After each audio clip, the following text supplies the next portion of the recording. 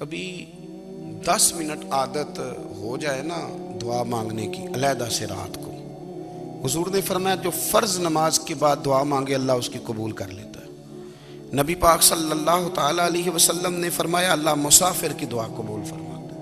حضور نے فرمایا اللہ مظلوم کی دعا قبول فرماتا ہے۔ حضور نے فرمایا بیمار سے دعا کراؤ اللہ اس کی دعا قبول فرماتا ہے۔ میرے نبی پاک نے فرمایا ماں باپ جب بھی اولاد کے لیے ہاتھ اٹھائیں، ویسے تے بلے شاہ تو آسمانی اڈدیاں ہی پھڑ دیں، جڑا گھر بیٹھا انہوں بڑھیا ہی نہیں۔ حضور فرمانے لگے ماں باپ جب بھی اولاد کے لیے دعا فرمائیں اللہ ان کی دعا کو قبول کرتا ہے۔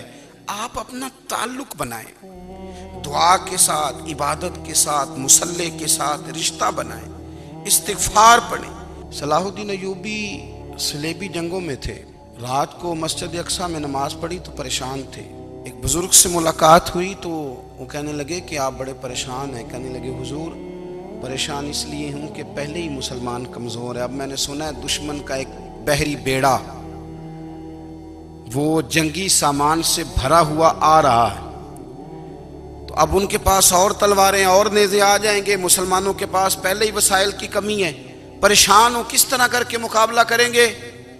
یہ بات کہتے ہی صلاح الدین ایوبی نے بزرگوں سے کہا حضور آپ بھی دعا کرنا، دعا کی بڑی طاقت ہے۔ میرے نبی پاک نے فرمایا دعا مومن کا ہتھیار ہے، دعا مومن کا۔ حضور نے فرمایا تقدیر کو سوائے دعا کے کوئی چیز نہیں بدل سکتی، دعا مومن کا ہتھیار ہے، یہ کافر کے پاس کوئی نہیں، یہ ہتھیار ہے مومن کا۔ اللہ کرے آپ کو سمجھ آئے، پھر سنیں کئی بار کہہ چکا ہوں یہ ہتھیار ہے۔ کافر کے مقابلے میں جو تیرے پاس سب سے بڑا ہتھیار ہے وہ دعا ہے۔ دعائیں کرانی چھوڑ دی، کرنی چھوڑ دی، لینی چھوڑ دی۔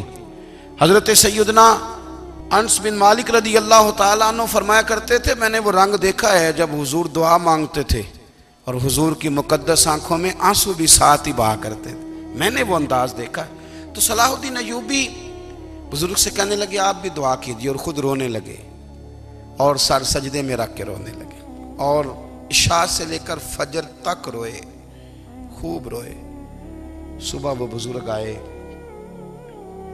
تو صلاح الدین ایوبی کا خوبصورت اور ہنستا ہوا چہرہ دیکھا، کہنے لگے آپ بڑے خوش ہیں، رات تو میں نے بڑے روتے ہوئے دیکھا تھا۔ تو کہنے لگے حضور وہ جو بحری بیڑا آ رہا تھا نا وہ پانی میں ڈوب گیا ہے، اب وہ نہیں آ رہا، ابھی خبر آئی ہے تو میں بڑا خوش ہوں۔ بزرگ کہنے لگے اٹھ سینے سے لگ، اور سن ایک بات، وہ بحری بیڑا پانی میں نہیں ڈوبا، وہ تیرے آنسوؤں میں ڈوب گیا ہے۔ وہ جو تو رات رویا ہے نا رب کریم کی بارگاہ میں تو وہ ڈوب گیا ہے۔ بھائی اپنا مصلی کا، عبادت کا، وظائف کا، اللہ کا سلسلہ اس کو مضبوط کریں، اپنی دعاؤں کے تعلق کو مضبوط کریں۔ دعائیں بڑے انقلاب برپا کر دیتی ہیں۔ ہم تھوڑے نا جب سے خشک ہوئے ہیں نا، خشک، اور میری تو جماعت ہی صوفیاء کی جماعت تھی، ہم تو داتا علی اجمیری کی جماعت سے، ہم تو خواجہ اجمیری کی جماعت سے، ہم تو شیخ احمد فاروق سرہندی کی جماعت سے، ہم تو صوفیاء کی جماعت۔ ہماری جماعت نے بھی وہ تعلق جو ہمارے بزرگوں نے بنایا تھا۔ بزرگ اللہ کے قریب کیسے جاتا ہے؟ ہمارے یہاں نا بہت سارے لوگ کہتے ہیں جی نظر ہو گئی تو کام ہو گیا۔ بھئی جو بخاری مسلم میں طریقہ ہے نا اللہ کا قرب پانے کا وہ تو نفل ہے۔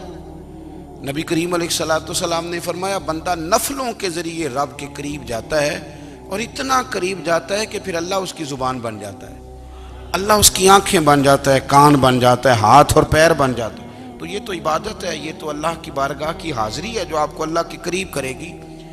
تو نماز کو اہمیت دے کے ادا کریں، نمازیں موبائل بند کر کے ادا کریں۔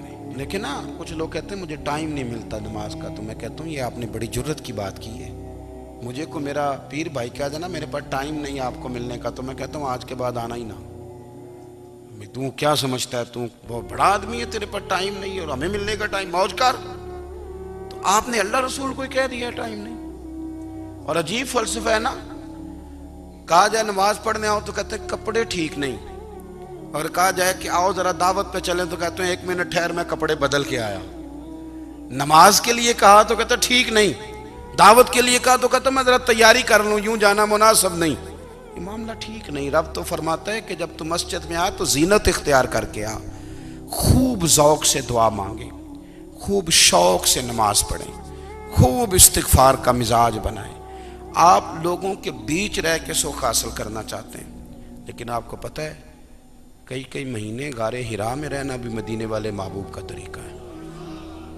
ہر سال اعتکاف بیٹھنا الگ سے، یہ بھی حضور کا طریقہ ہے۔ مسجد نبوی کے اندر دروازہ کھلتا تھا نبی کریم کا، پر گھر کے اندر نفل پڑھے نبی پاک، اور حضور فرماتے ہیں کچھ نفل نماز گھر میں بھی پڑھا کرو، گھر کو قبرستان نہ بناؤ۔ ہمارا گھر اللہ کے ذکر سے آباد ہوگا،